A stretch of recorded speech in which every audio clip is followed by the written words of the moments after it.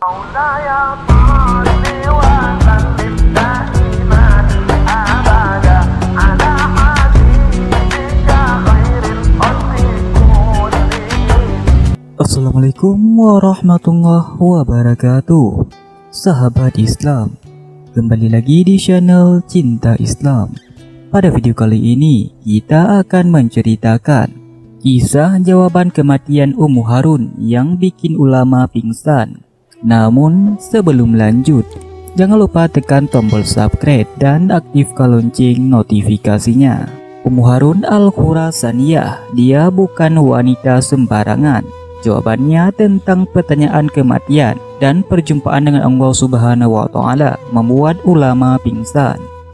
Ulama sekaliber Abu Sulaiman Ad-Darani Az-Zahid Al-Kabir.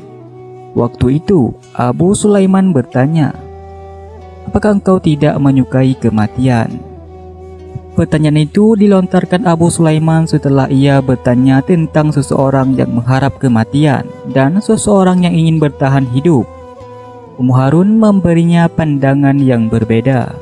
Orang yang ingin bertahan hidup, kata Ummu Harun, adalah orang yang mencintai ketaatan dan memilih ketaatan, mencari bekal sebanyak-banyaknya agar selamat di akhirat.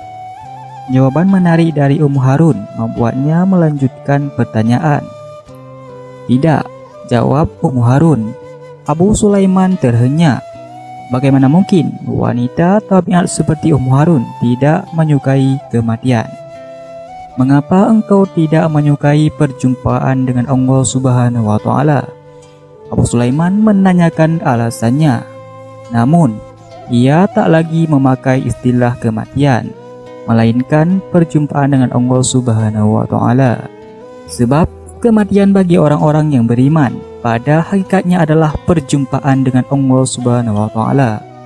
Lantas, mengapa Ummu Harun tak menyukainya? Itu yang membuat Abu Sulaiman penasaran. Bukannya langsung menjawab, Ummu Harun justru menangis. Bulir-bulir air matanya menetes. Sembari terisak ia menjawab, "Hai Abu Sulaiman, seandainya aku mendurhakai seorang manusia, maka aku tidak mau menemuinya. Lantas, bagaimana aku mendambakan perjumpaan dengan Allah Subhanahu wa Ta'ala, sedangkan aku mendurhakainya?" Jawaban itu laksana petir di siang hari bagi Abu Sulaiman, menyentak kesadarannya, dan seketika ia gemetar lalu tersungkur pingsan. Mengapa Abu Sulaiman pingsan?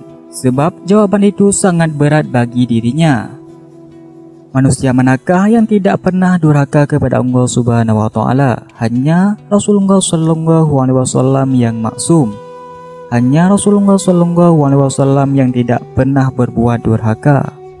Hanya Rasulullah Shallallahu Alaihi Wasallam yang dijaga Allah Subhanahu wa Ta'ala dari dosa. Lalu bagaimana selama ini ia merasa selamat?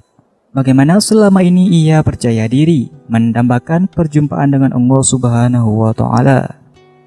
Bukankah ada rasa malu dan rasa takut bertemu dengannya dengan membawa kedurhakaan?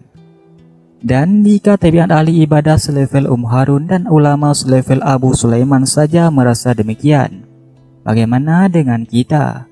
Betapa banyaknya kedurhakaan kita kepada Allah Subhanahu wa Ta'ala. Kita selayaknya lebih banyak menangis daripada mereka berdua. Ataukah hati kita sedemikian keras hingga tak bisa lagi menangis karena dosa?